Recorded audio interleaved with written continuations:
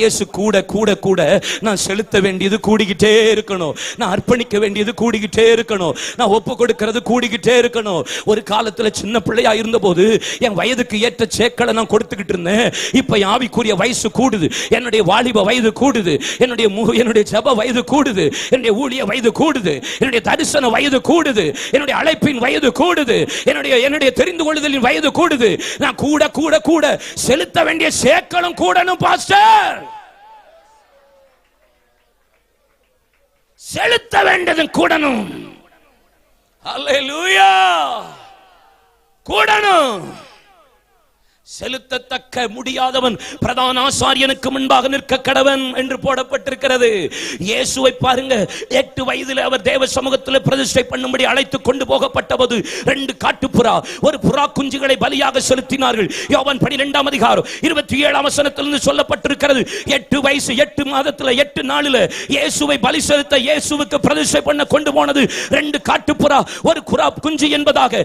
ஆனா 33 வயதில் இயேசு சொல்லுகிறார், என்னத்தை செலுத்த என்னையே ஜீவ பலியாக ஒப்பு கொடுப்பேன்.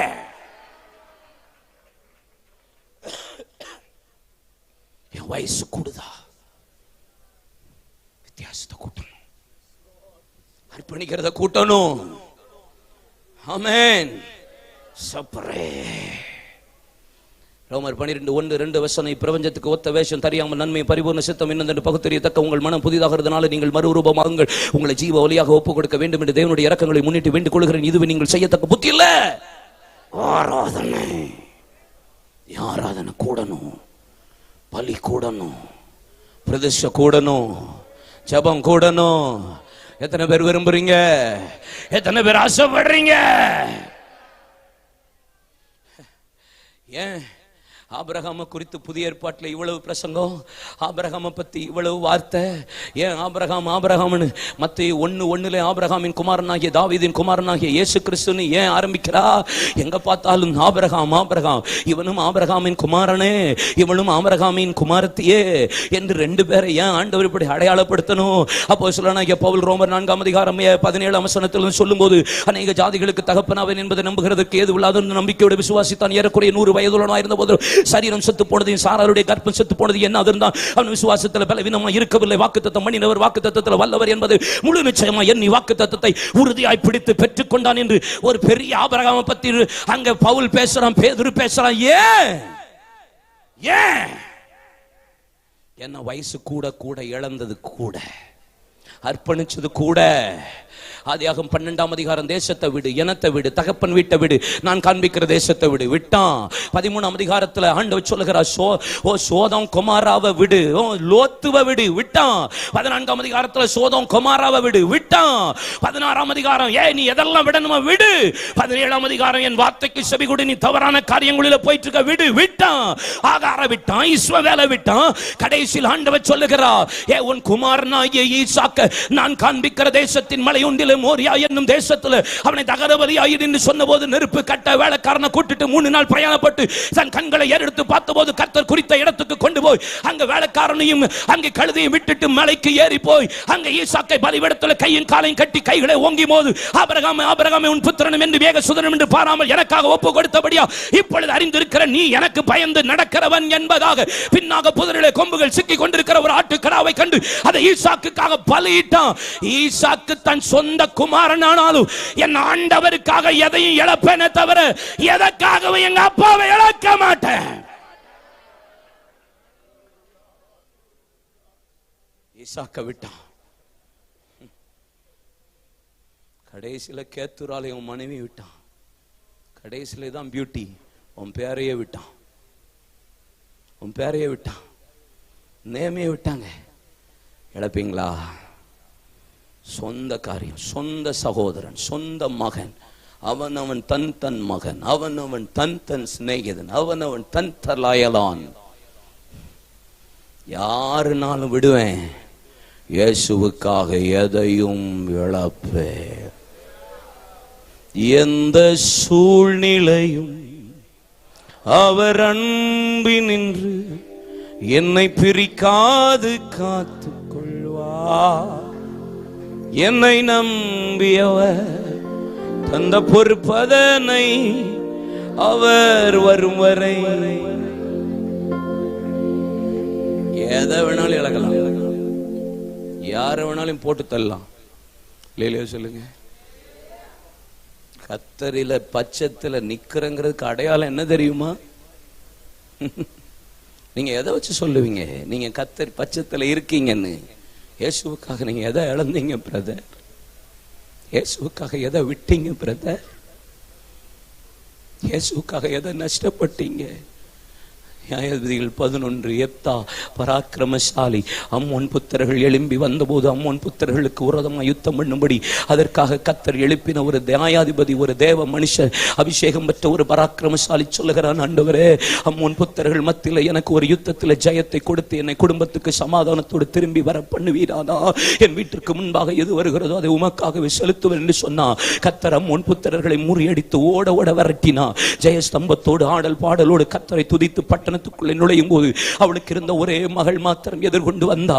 அவளை பார்த்தா, ஐயோ மகளே, நீ இப்படி செய்து விட்டாலே நான் என்ன செய்வேன் என்று வஸ்திரத்தை கிழித்து அழுத போது அவள் மகள் சொல்றா, அப்பா, நீ சொன்ன வார்த்தையின் பிரகாரமே நீ செய்யும் மகளை. என் வாயினால் என்ன பொருத்தனை பண்ணிட்டேன், அறிக்கை பண்ணிட்டேன், என்னால விட்டு கொடுக்க முடியாது, என்ன காம்ப்ரமைஸ் பண்ண முடியாது. பரவாயில்லப்பா, நான் போய் துக்கம் கொண்டாடி விட்டு திரும்பி வருகிறேன். அவள் திரும்பி வந்தால் கத்தரிடத்துல எதை சொன்னானோ அதை எப்தா செய்து முடித்தான். இந்த கடைசி காலத்துல கத்தரின் பட்சத்துல நிற்கிறவர்கள் யார் தெரியுமா? என் பிள்ளையா இருந்தாலும், என் சகோதரனா இருந்தாலும், என் குடும்பமா இருந்தாலும், எனக்கு சிநேகிக்கிறவர்களா இருந்தாலும், யாரா இருந்தாலும் காம்ப்ரமைஸ் இல்லாம நான் அர்ப்பணிக்கிறேனா?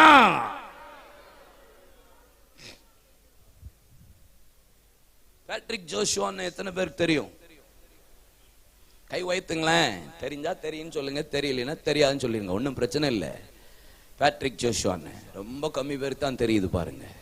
இது பெரிய வருத்தம். பேட்ரிக் ஜோஷுவான்னு தெரியலன்னா நீங்க ரொம்ப வருந்தணும். The man of prayer, the man of simplicity, the man of sacrifice. ஆமா, அவரை போல ஜபிக்கிறவன், அவரை போல அர்ப்பணிச்ச, அவரை போல சிம்பிளா பார்க்கறது ரொம்ப அரிது. இன்சூரன்ஸ்ல ஒர்க் பண்ணினார். அவர் அடிக்கடி சொல்லுவார், இன்சூரன்ஸ்ல ஒர்க் பண்ணினேன், மரித்த பின்பு மரித்தவர்களுக்காக அவங்க வீட்டை தேடி பணம் கொண்டு போய் கொடுத்தேன். இன்சூரன்ஸ்லேருந்து வெளியே வந்ததுக்கு அப்புறம் மரித்த போனவர்களுக்கு நித்தியத்தை கொண்டு போய் கொடுத்தேன்னு சொல்லி சொன்னார். அப்படிதான் சொன்னார். அப்படிப்பட்ட பரிசுத்தவான் பேட்ரிக் ஜோஷுவான்னு. அவ்வளோ சிம்பிளா இருப்பார். 1994 அவங்க ஒய்ஃப் கத்தருக்குள்ள மரித்தார்கள். 94 starting, okay, mid March and ஏப்ரல்ல அக்கா மரிச்சாங்க. கத்தருக்குள்ள மரித்தார்கள். ரொம்ப சோர்ந்து போனார். அதனால கத்தருக்கா ஊழியம் செஞ்சார். பயங்கரமா ஜெபிப்பா, ஜபம் ஜபம் ஜபம் ஜபம். எஃப்எம்பிபியில் காரியதரிசியா இருந்தார்.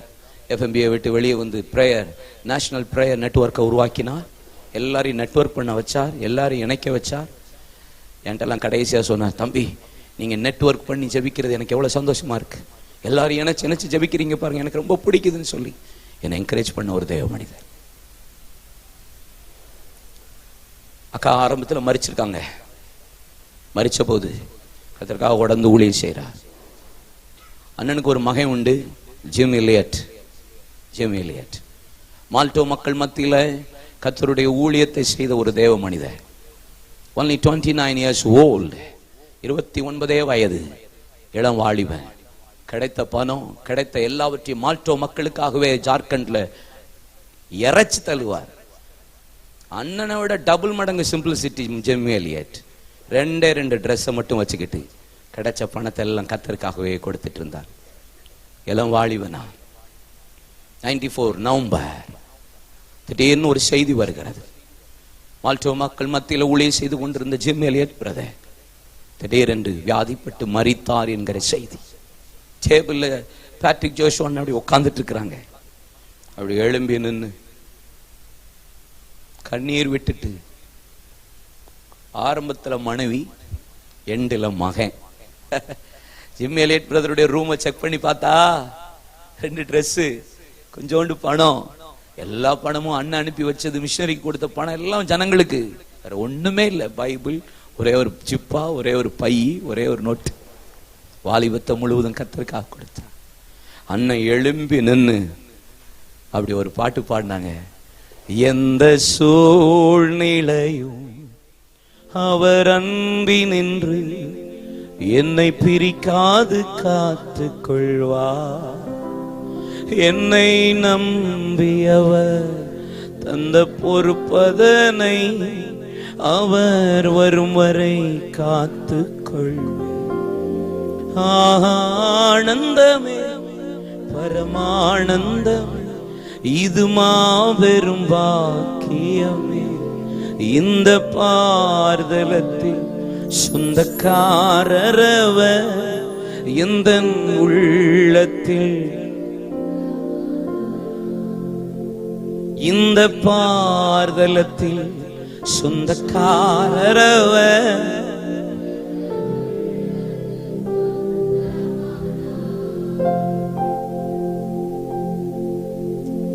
அவர் சொந்த கார் வச்சிருந்துக்கல, சொந்த வீடை வித்துட்டாரு, வந்த பணத்தை ஊழித்து கொடுத்தாரு, வந்த கிஃப்ட் எல்லாம் ஊழித்து கொடுத்தாரு.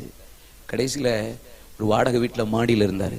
கீழ் வீட்டில் பரமசிவம் என்கிற ஒரு சகோதரருடைய வீட்டில் மாடியில் குடியிருந்தவர் எப்போ பார்த்தாலும் அழுதுகிட்டே இருப்பார். இந்த கீழே இருக்கிற பரமசிவம் என்கிறவர் பேங்க்ல மேனேஜராக இருந்தவர். இவர் அழுகிய சத்தத்தை கேட்டுட்டே இருக்கார். மனைவி இறந்துட்டாங்க, மகன் இறந்துட்டான், அதனால அழுதுகிட்டே இருக்கார் போல நினச்சிக்கிட்டே இருந்தார். ஒரு நாள் அதிகமான கண்ணீர். உடனே அந்த கீழே வீட்டில் இருக்கிற அந்த பரமசிவம் என்கிற பேங்க் மேனேஜர் மெதுவாக காலையில் வேலைக்கு போகும்போது மேலே ஏறி எட்டி பார்த்தா இந்திய படத்துக்கு முன்னாடி அண்ணன் முழங்கால் போட்டு அழுதுட்டு, என் மக்களை தாங்க, என் ஜனங்களை தாங்க, எனக்கு இந்த ஜனங்களை தாங்கன்னு அழுதுட்டு இருந்தாராம். இதை பார்த்து ஆச்சரியப்பட்டு அங்கனையே உட்கார்ந்தார். காலையில் முழங்கால் போட்டவர் மாலை வரைக்கும் ஜெபித்துக்கு அழுதுட்டே இருக்கிறார். கடைசியில் அந்த பரமேஸ்வரன் கதவை தட்டி உள்ள போய், அண்ணே ஏன் இப்படி என் ஜனங்கள் இந்தியாவில் அழுகிறார்கள் என்று அழுக. இதை பார்த்த போது அர்ப்பணித்தார். இந்த குடும்பத்தில் இருந்த பரமசிவம் பேங்க் மேனேஜர் இயேசுவை சொந்த ரட்சகரை ஏற்றுக்கொண்டு இன்னைக்கு என்பிஎன்னை பார்க்குற ராஜு அண்ணன் தான் அந்த விளையேற பெற்ற தேவ மனித. அப்படி அடுத்த ஊழியத்தை ராஜு அண்ணன் அன்னைக்கு பார்த்துட்டு இருக்கிறார். கர்த்தருடைய பிள்ளைகள், கர்த்தர் பட்சத்தில் நான் நிற்கிறேங்கிறத காட்டணும். காம்ப்ரமைஸ் இல்லாம காட்டணும். உலகம் மாமிசம் எது வந்தாலும் வஸ்திரத்தை விட்டு விட்டு வெளியே போய் பாட அனுபவிக்க கூட நான் ஆயத்தம் என்று காட்டுகிற ஒரு சந்ததி இந்த கடைசி காலத்துல எழும்பும்படி நான் ஜெபிக்கிறேன்.